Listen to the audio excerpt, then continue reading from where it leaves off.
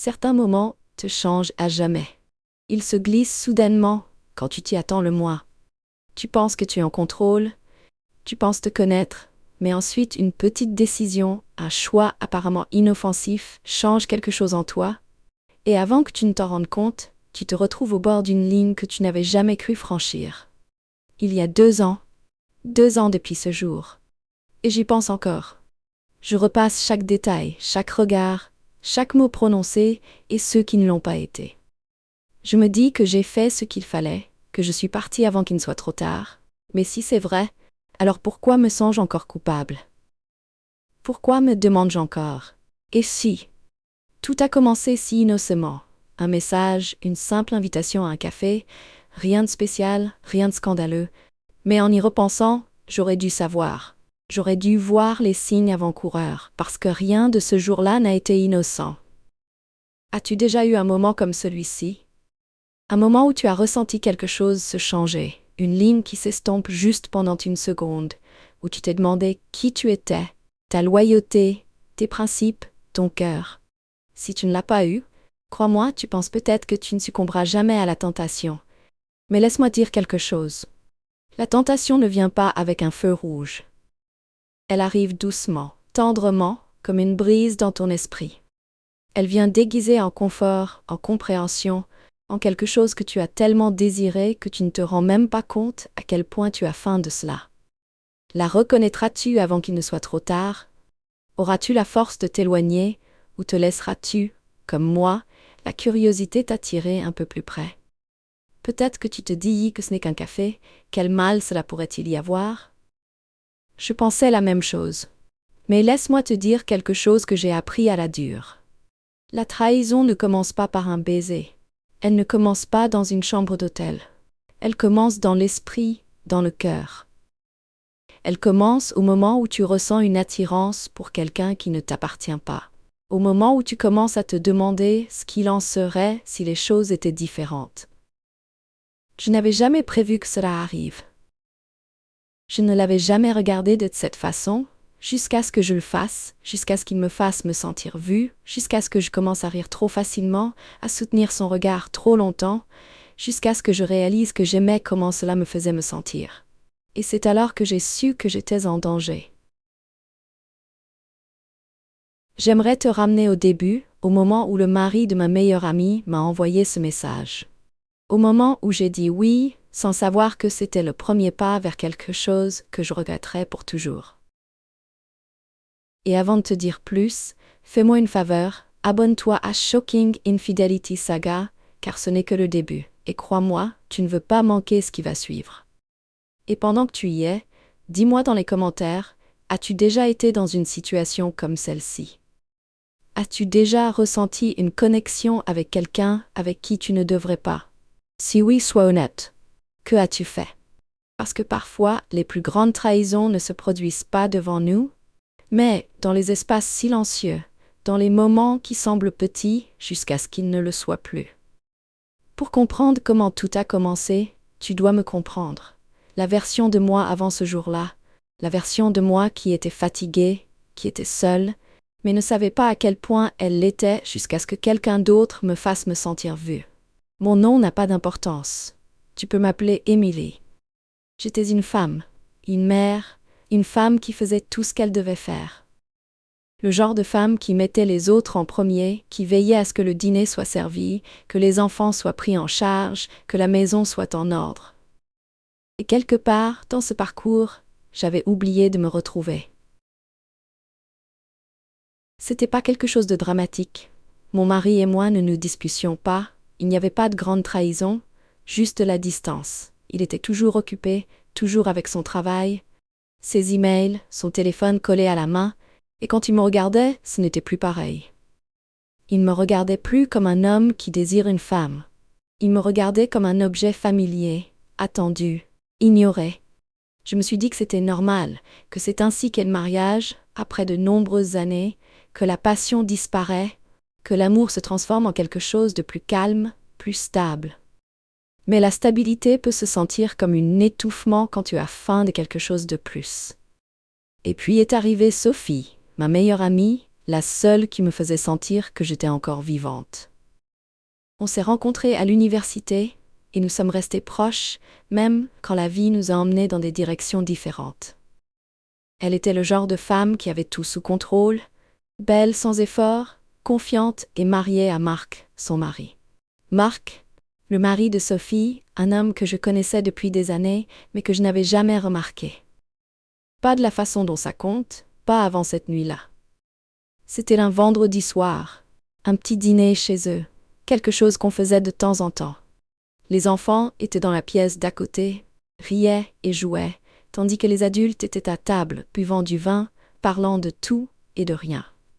La lumière chaude des bougies, le bruit des glaçons dans les verres, le bourdonnement de la conversation qui remplissait l'espace, mais moi je me sentais en trop, comme si je n'étais pas vraiment là, comme une ombre en arrière-plan, souriant au bon moment, hochant la tête quand il le fallait, mais invisible. Mon mari était assis en face de moi, son téléphone s'allumant près de son assiette toutes les quelques minutes. Il me regardait à peine, il me parlait à peine, juste quand c'était nécessaire. Et pour la première fois, je me suis dit, voilà ce qu'est devenu notre vie. Deux étrangers qui partagent la même vie. Et puis je l'ai senti, un regard posé sur moi. Un regard qui a duré un peu trop longtemps. J'ai levé les yeux et là, il était Marc, assis près de Sophie, son bras posé négligemment sur le dossier de son siège, mais ses yeux n'étaient pas sur elle, ils étaient sur moi. Ce n'était pas évident, pas assez pour que quelqu'un d'autre remarque, mais moi je l'ai vu. Je cherchais un signe et il me l'a donné, me regardant avec un sourire subtil mais significatif, avant de détourner le regard, comme si nous partagions un secret que je ne comprenais pas encore. Ça m'a plu, cette attention. J'ai aimé comment cela me faisait me sentir vue, remarquée, même si je n'aurais pas dû. Quand je suis partie ce soir-là, je me suis dit de l'oublier, de laisser tout ça de côté, de prétendre que, pendant quelques instants, je n'avais pas ressenti une étincelle de quelque chose de dangereux. Mais la vérité était déjà en train de se poser au fond de mon esprit. Un chuchotement que j'essayais d'ignorer. Et puis, à quelques jours de là, j'ai reçu le message de Marc, et ainsi, tout a changé. Ce n'était qu'un café, juste un message simple sur mon téléphone, rien de spécial, rien de scandaleux. Mais au moment où j'ai vu son nom sur mon écran, quelque chose a changé. C'était un mardi matin. Un matin comme les autres. Les enfants étaient à l'école. Mon mari était parti tôt au travail, presque sans me dire « au revoir ». J'étais à la table de la cuisine, feuilletant mon téléphone par habitude, sans rien chercher en particulier, jusqu'à ce que je voie le message. « Hé, je suis allée à ton café préféré aujourd'hui et j'ai pensé à toi. Tu veux qu'on prenne un café? Qu'on se mette à jour? Ce n'est rien, juste des amis. » J'ai regardé l'écran, j'ai relu les mots. Mon premier instinct a été de l'ignorer, de rire de l'absurdité du message. Marc et moi n'étions pas proches, pas de cette façon. On était amis à cause de Sophie, parce que la vie nous avait amenés dans les mêmes cercles sociaux. Parce que c'était comme ça. Mais alors pourquoi mon cœur battait-il plus vite? Je me suis dit que c'était innocent, que j'exagérais, que je faisais une montagne d'une poussière. Mais alors mes doigts se sont arrêtés au-dessus du clavier et j'ai hésité. Parce qu'au fond de moi, sous tous les raisonnements, je l'ai senti. L'attirance, le frisson dangereusement inavoué d'être vu, d'être compté pour quelqu'un d'une manière que je n'avais pas ressentie depuis longtemps. J'aurais pu dire non, j'aurais dû dire non, mais au lieu de cela, j'ai écrit « Bien sûr, quand ?» Et ainsi, quelque chose de petit est devenu quelque chose de réel. Le jour du rendez-vous pour le café, je me suis dit de ne pas trop y penser. J'ai mis un jean et un pull, quelque chose de décontracté, rien qui semble trop soigné, mais je me suis quand même surprise à me regarder dans le miroir trop souvent. Je pensais s'il allait remarquer mon parfum, je me surprenais à lisser mes cheveux plus que nécessaire. Et ça, c'était le premier vrai signe d'avertissement, le premier drapeau rouge que j'ai ignoré. J'aurais dû le savoir à ce moment-là, n'est-ce pas? J'aurais dû reconnaître que ce n'était pas normal, que ce n'était pas juste un rendez-vous entre amis, mais quelque chose de plus. Mais j'étais douée pour me mentir, et ce jour-là, j'étais vraiment bonne à ça. Le café était chaleureux, confortable, rempli de l'odeur riche des grains de café et du murmure des conversations. Je suis arrivée la première et j'ai choisi une table près de la fenêtre, regardant la pluie tomber sur la vitre. Et alors, en remuant mon café, je l'ai senti. La présence. J'ai regardé et il était là, Marc, venant vers moi avec un léger sourire sur les lèvres. Il avait l'air comme si c'était juste un rendez-vous ordinaire, un autre moment décontracté au milieu d'une journée bien remplie. Mais au moment où il s'est assis en face de moi, j'ai su que c'était pas ordinaire. Pas du tout. On a parlé de rien, de tout, de la vie, de Sophie, du travail, des choses qui remplissaient nos journées, mais qui ne nous remplissaient pas vraiment. Et quelque part, au milieu de cette conversation, je me suis retrouvée à me pencher, à rire trop facilement, à remarquer des choses chez lui que je n'avais pas remarquées avant, comme la façon dont ses yeux restaient sur moi quand je parlais, comment sa voix se faisait plus douce quand il disait mon nom, comment il me faisait sentir comme si j'étais la seule personne dans la pièce. J'aurais dû tout arrêter à ce moment-là. J'aurais dû partir avant que l'air entre nous ne devienne trop lourd, mais je ne l'ai pas fait. Au lieu de cela, j'ai laissé le moment s'étirer. J'ai laissé la tension s'installer dans quelque chose de dense, d'indéfini, dangereusement enivrant. Et puis il me l'a dit. Tu sais, je ne pense pas que ton mari se rende compte à quel point il est chanceux. Je me suis figée. Mon estomac a fait un bond, pas parce que c'était offensant, pas parce que c'était inapproprié, mais parce que, pour la première fois depuis des années, j'ai voulu croire cela. J'ai voulu entendre ces mots. J'ai voulu les laisser pénétrer dans les endroits de moi qui étaient vides depuis longtemps, et ça m'a effrayée. Je me suis dit que ce n'était qu'un compliment, que je l'interprétais trop, que j'exagérais, mais au fond de moi, je savais la vérité. C'était pas juste un café, c'était pas juste une conversation amicale. C'était le début de quelque chose d'autre. Quelque chose que je n'étais pas encore prête à nommer, quelque chose que je ne savais pas si je pourrais arrêter. Et quand je suis rentrée à la maison ce soir-là, mon mari ne m'a presque pas regardée. Il n'a même pas reconnu ma présence. Il ne m'a pas demandé comment s'était passée ma journée, il n'a pas remarqué comment mon esprit était ailleurs, errant, réanalysant chaque détail de cet après-midi. C'est alors que j'ai réalisé quelque chose de dangereux. Quelque chose que je n'étais pas prête à reconnaître à voix haute. Ce n'était pas Marc le problème. C'était moi le problème. Il n'y avait rien de ce que je m'imaginais, qu'un homme peut complimenter une femme sans que cela signifie quelque chose de plus, que ses yeux ne sont pas restés trop longtemps sur moi, que ses paroles ne m'enveloppaient pas comme un manteau chaud lors d'une nuit froide. Mais pourquoi? Pourquoi me sentais-je comme si je cachais un secret? J'ai fermé les yeux et j'ai essayé d'éloigner les pensées, mais mon esprit m'a trahi. Et quand enfin je me suis endormie, j'ai rêvé de lui. Le lendemain matin, je me suis regardée dans le miroir plus que d'habitude. J'ai choisi mes vêtements avec soin, mais je me suis dit que je ne m'habillais pas pour quelqu'un en particulier. J'ai mis du rouge à lèvres, une teinte que je n'avais pas portée depuis des mois. J'ai changé ma tenue 2 fois avant de me décider pour celle qui semblait légèrement élégante. Et pourtant, je me mentais à moi-même. Ce n'est qu'un café, n'est-ce pas? Mais ce n'était pas avec Marc que je me retrouvais ce jour-là. Je n'allais nulle part. Alors pourquoi avais-je l'impression d'attendre quelque chose? Pourquoi ai-je vérifié mon téléphone plus de fois que je ne pouvais compter? Pourquoi me sentais-je déçue de ne pas avoir reçu de message de lui? Et alors, l'après-midi, mon téléphone a vibré. Un message de Marc. J'espère que tu passes une bonne journée. Le café d'hier était agréable. On devrait en refaire un bientôt. Simple, décontracté, inoffensif. Et pourtant, mon estomac s'est retourné d'une manière que je n'avais pas ressentie depuis des années. Je n'ai pas répondu immédiatement. Je me suis forcée à poser le téléphone, à me distraire avec les tâches ménagères, les courses, tout ce qui pouvait étouffer les pensées qui me hantaient. Mais peu importe ce que je faisais, je ressentais ce quelque chose. Est-ce que je m'imaginais quelque chose à partir de rien? Est-ce que je transformais une conversation innocente en quelque chose que ce n'était pas? Ou y avait-il vraiment quelque chose là, quelque chose que je n'étais pas prête à accepter? J'ai continué la journée comme d'habitude, Mais rien ne semblait habituel. Mon mari est rentré le soir, m'a embrassé sur la joue par habitude et m'a demandé « Comment s'est passée ta journée ?» Et pour la première fois, je ne savais pas quoi répondre.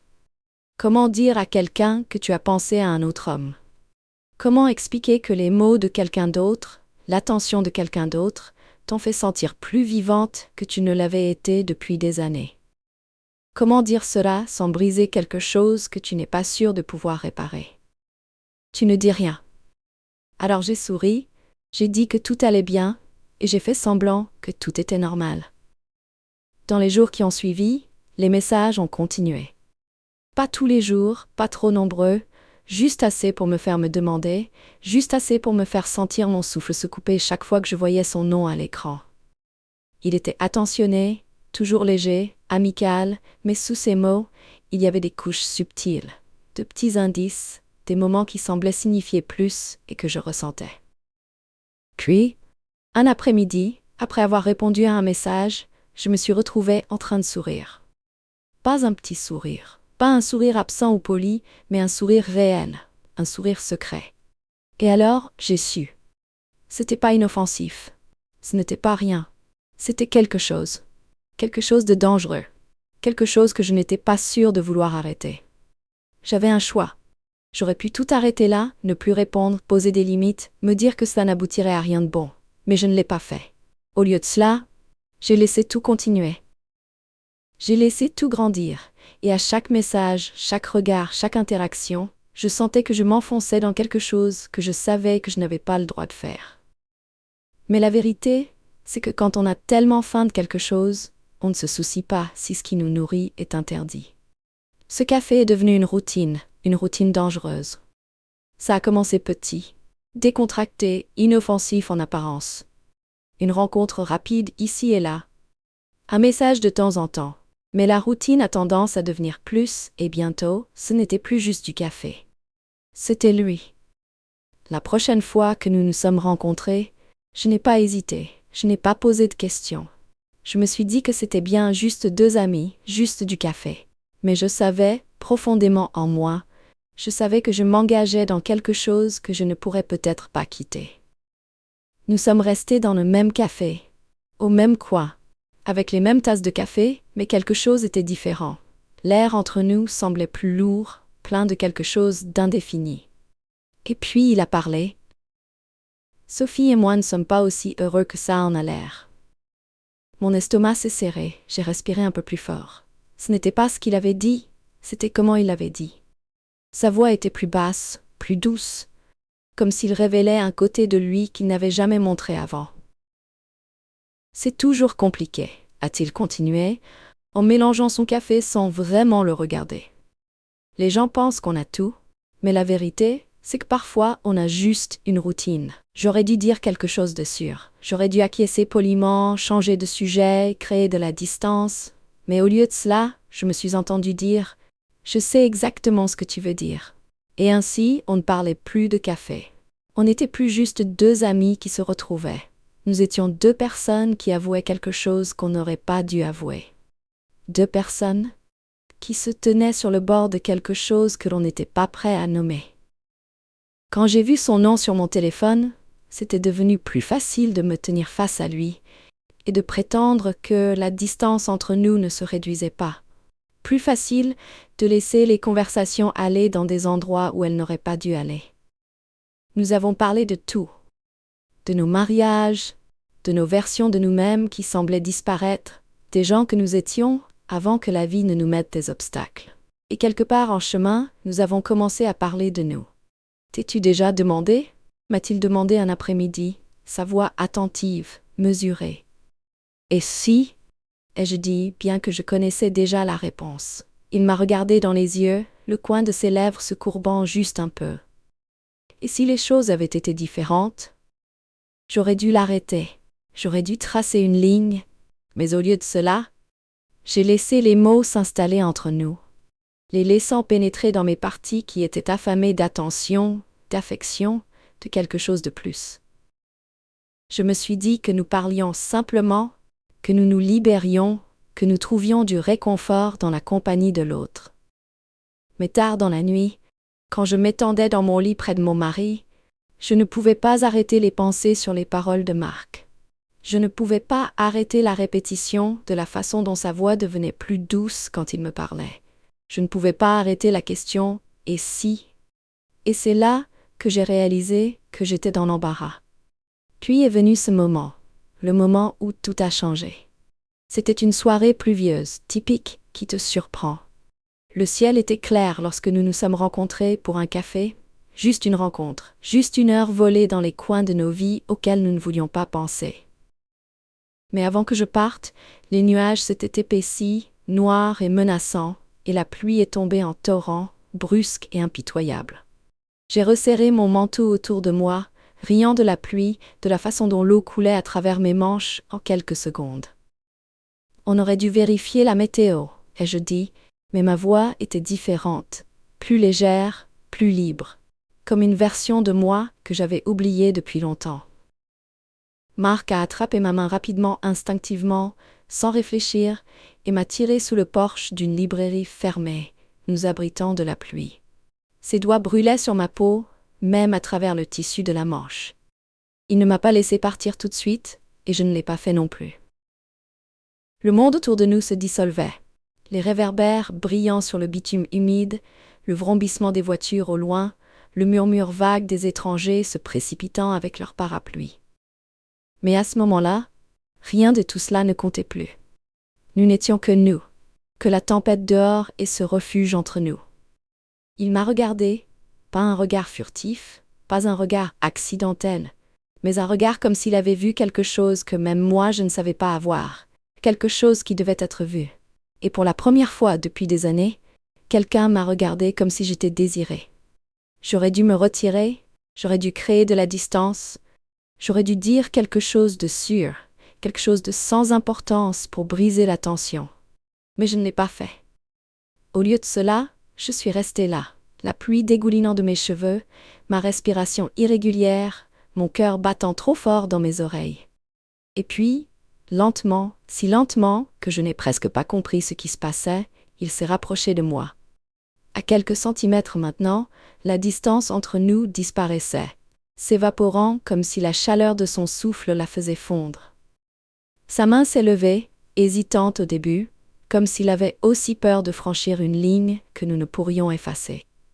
Mais ensuite, ses doigts ont effleuré ma joue, suivant la courbe humide de ma mâchoire. Ramassant une mèche de mes cheveux devant, la plaçant délicatement derrière mon oreille. Son toucher était léger, attentif, comme s'il me donnait le temps de me retirer, mais je ne l'ai pas fait.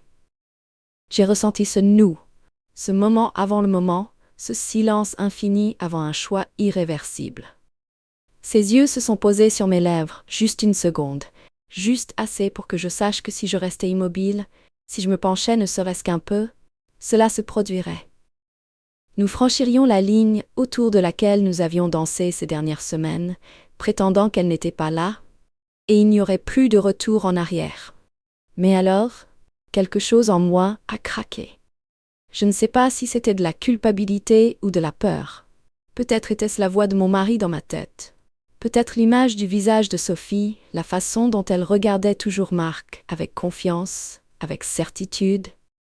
Peut-être était-ce tout simplement la réalité de tout ce qui se passait autour de moi, brisant le charme, peu importe ce qu'il était.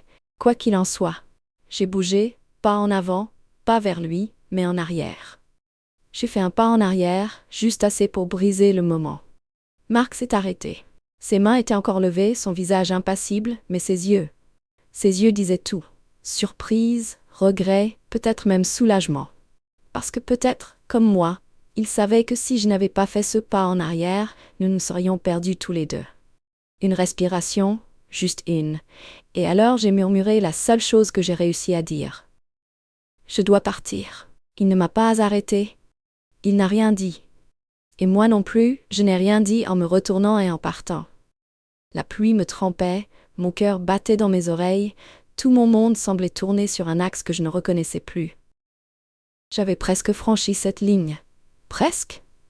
Et la partie la plus effrayante, je n'étais pas sûre si j'étais soulagée ou déçue, mais ce n'était pas fini. Parce qu'une fois que tu laisses quelque chose comme ça arriver, une fois que tu t'approches à ce point de te perdre dans quelque chose de dangereux, tu ne pars pas aussi facilement impuni. Tu le gardes avec toi. Et moi je l'ai fait. Mon Dieu, je l'ai fait.